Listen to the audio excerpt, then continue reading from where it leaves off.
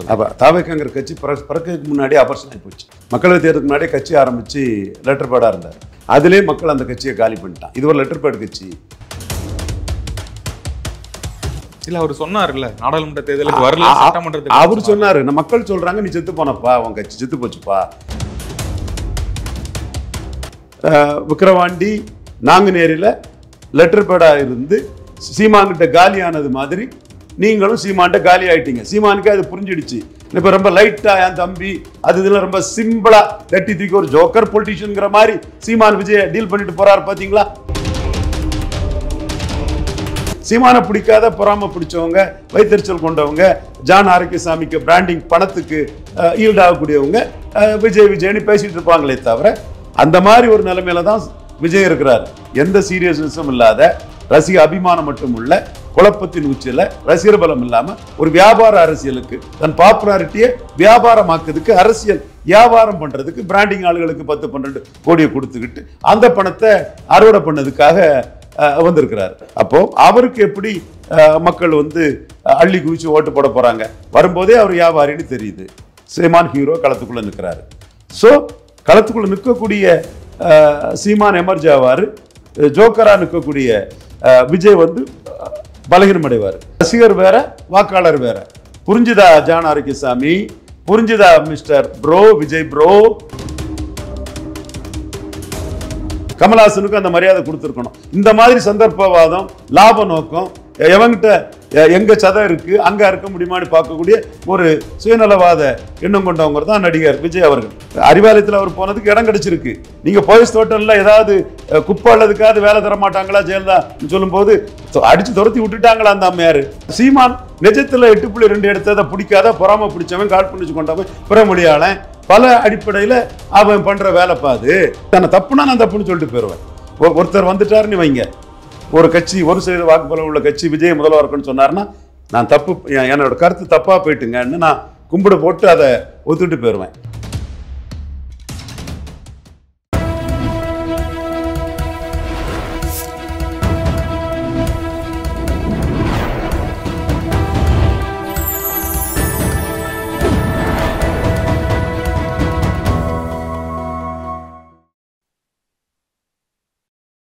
Channel 5 தமிழர்களுக்கு வணக்கம். இன்றைய நேர்காணலில் நம்முடன் இணைந்திருப்பவர் அரசியல் விமர்சகர் திரு ரவீந்திர துரைசாமி அவர்கள்.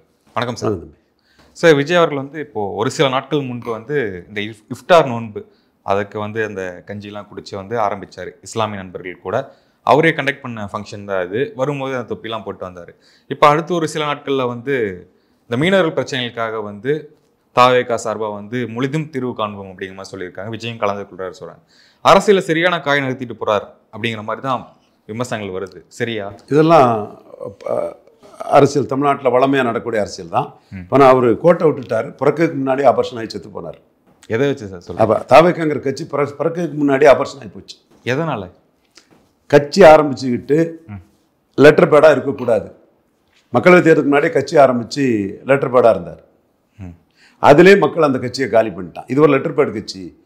கட்சி ஆரம்பிச்சா 39 கேண்டிடேட் போட்டிருக்கணும்.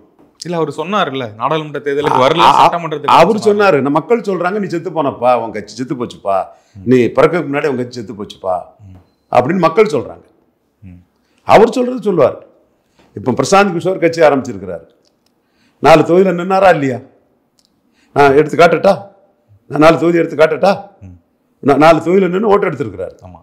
அப்போ அவர் ஒரு தொகுதியில் 22%, ஒரு தொகுதியில் 10%, ஒரு தொகுதியில் 4%, 4%. கட்சி ஆரம்பித்தா களத்தில் கண்டஸ்ட் பண்ணணும். இவர் விக்கிரவாண்டி களம் 1 இயர் பரையர் போலர் ஸ்டேஷன் இந்த போலர் ஸ்டேஷனுக்குள்ளே இவருக்கு கண்டஸ்ட் பண்ணி அதை உடச்சிருக்கணுமா இல்லையா?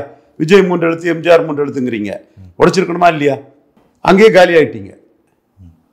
சரி, அடுத்த ஈரோடு கிழக்கு வந்தது, அங்கே அதை உடச்சிருக்கணுமா இல்லையா? Letter pad. அப்போ எப்படி லெட்டர் பேடாக இருக்கிறீங்க?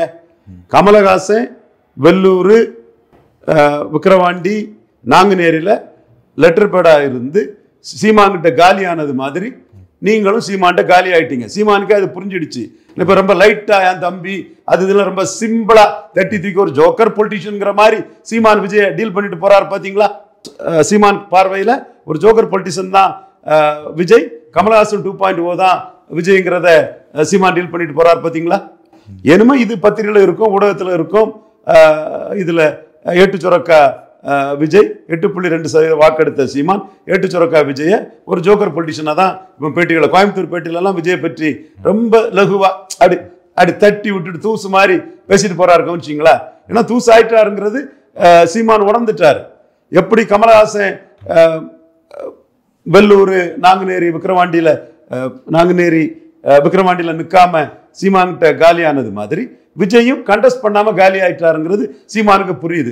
சீமானை பிடிக்காத பொறாம பிடிச்சவங்க, வைத்தறிச்சல் கொண்டவங்க, ஜான் ஆரோக்கியசாமிக்கு பிராண்டிங் பணத்துக்கு ஈல்டாகக்கூடியவங்க விஜய்னு பேசிட்டு இருப்பாங்களே தவிர விஜய் முடிஞ்சு போனாருங்கிறது கமலஹாசன் 2.0 தான்ங்கிறது சீமானுக்கு தெளிவா தெரியுது. அதனாலதான் சீமானே ரொம்ப நிசாரமா ரொம்ப லைட்டா கோயம்புத்தூர் பேட்டியில விஜயை பற்றி பேசிட்டு இருக்கிறாரு. இது ஜான் ஆரோக்கியசாமிக்கு புரியும்னு நினைக்கிறேன். ஜான் ஆரோக்கியசாமி உங்களுக்கு இது புரியும்னு நினைக்கிறேன். புரியுதா? புரியும். ஓகே. இப்போ சீமானவர்கள் ஆட்சியில் இல்லாமல் இருக்காரு. அவர் விஜய் ரொம்ப லைட்டாக டீல் பண்ணுறாரு. இப்போ ஆட்சியில் இருக்கக்கூடிய தேசிய கட்சியில் இருக்கக்கூடிய தமிழிசை என்ன சொல்கிறாங்கன்னா, விஜய் அவர்கள் மகளிர் தினத்துக்கு பேசுனதுக்கு வாழ்த்து அப்படிங்கிறாங்க. திருமாவளவன் அவர்களும் விஜய் கடவுளூர் பிரச்சனையை கையெழுத்தது வாழ்த்துக்குரியது அப்படிங்கிறாங்க. இவங்கெல்லாம் எப்படி பார்க்குறாங்க? அவங்க விஜய் ஒரு பொருட்டா எதிரியா பார்க்கல.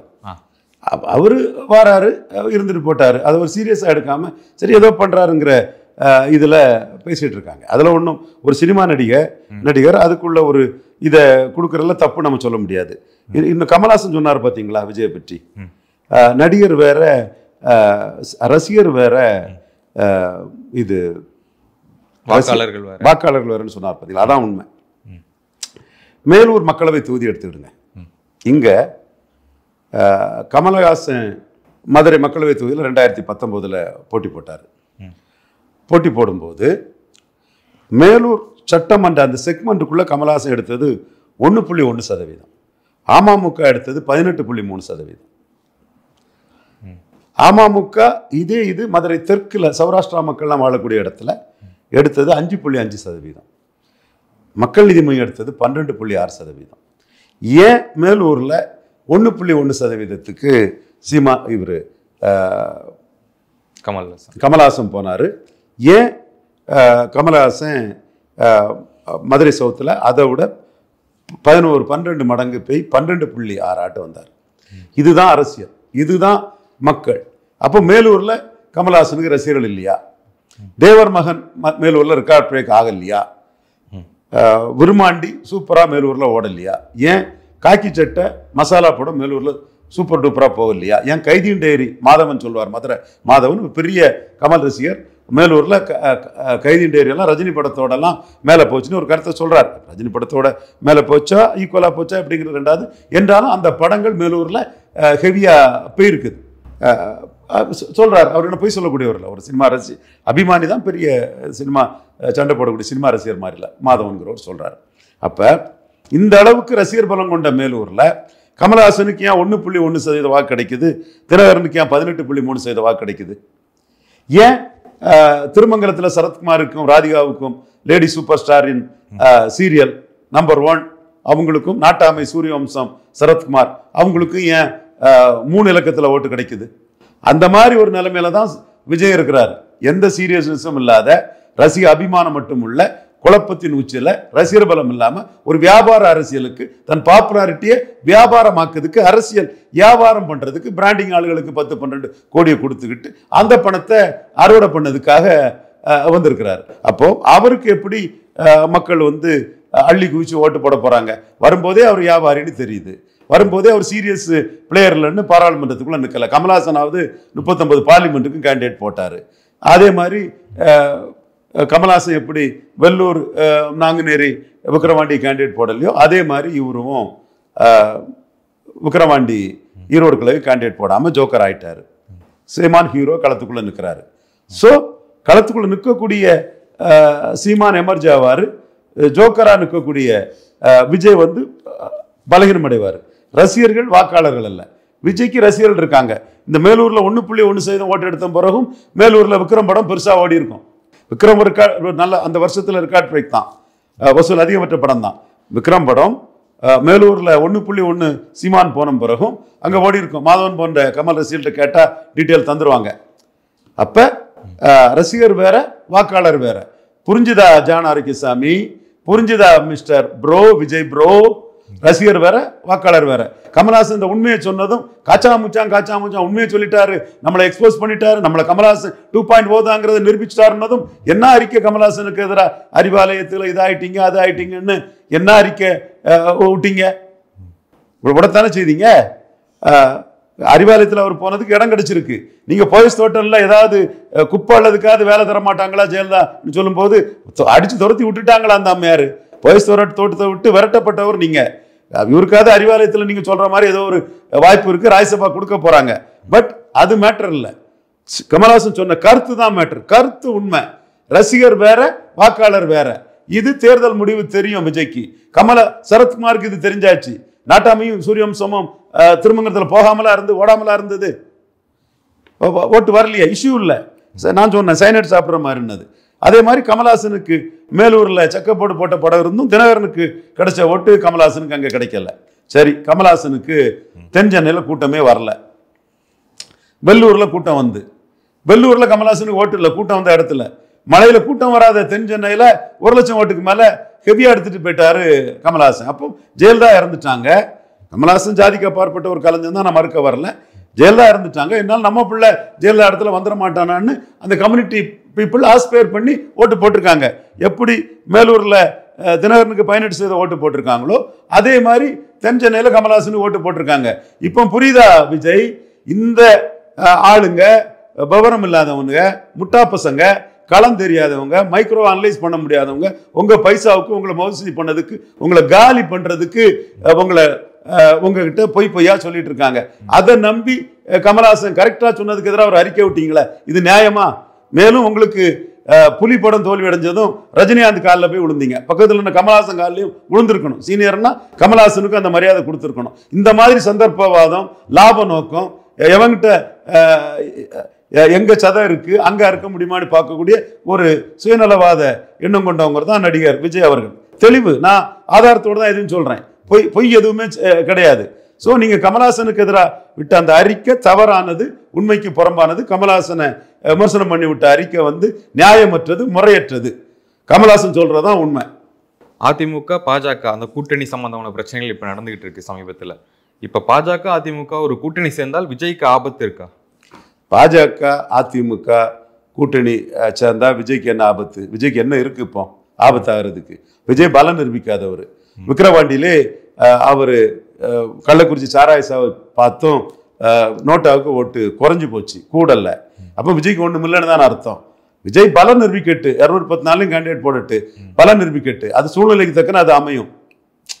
பலம் நிரூபிக்காத விஜய் ஏட்டு சுரக்கா. அதைத்தானே நாம ஜான் ஆரோக்கியசாமி கிட்டையும் அவருக்கு பிராண்டிங் ஆட்கள் சொல்லக்கூடிய பொய்களுக்கும் இடையில கருத்து கணிப்புன்னு ஒன்று போடுவாங்க. அதுல பெர்சன்டேஜ் போடுவாங்க. அது ஏட்டு சுரக்காப்பா. அது சீமான் நிஜத்துல 8.2 எடுத்ததை பிடிக்காத பொறாம பிடிச்சவன், காழ்ப்புணர்ச்சி கொண்டவன், பிறமொழியாளன், பல அடிப்படையில அவன் பண்ற வேலைப்பா அது. அதை ஏத்துக்க முடியாதுன்னு தானே. ஜான் ஆரோக்கியசாமி ஒரு பிறமொழியாளர் தான். அதை ஏத்துக்க முடியாதுங்கிறதான் நம்ம பாயிண்டா வரோம். நீங்க 214 நிறுவீங்க.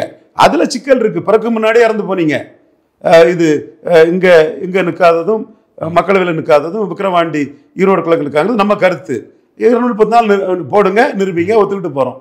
இப்ப கூட்டணி இல்லாம தனித்து விடப்படுவார் விஜய் அப்படிங்கறதான் நிலை வரப்போகுது.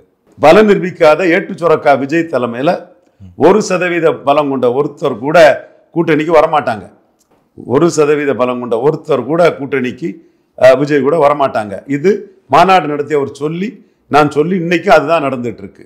என்ன ஜான் ஆரோக்கியசாமி ஏமாந்துட்டீங்களா? நான் சொன்னது கரெக்ட் தானா?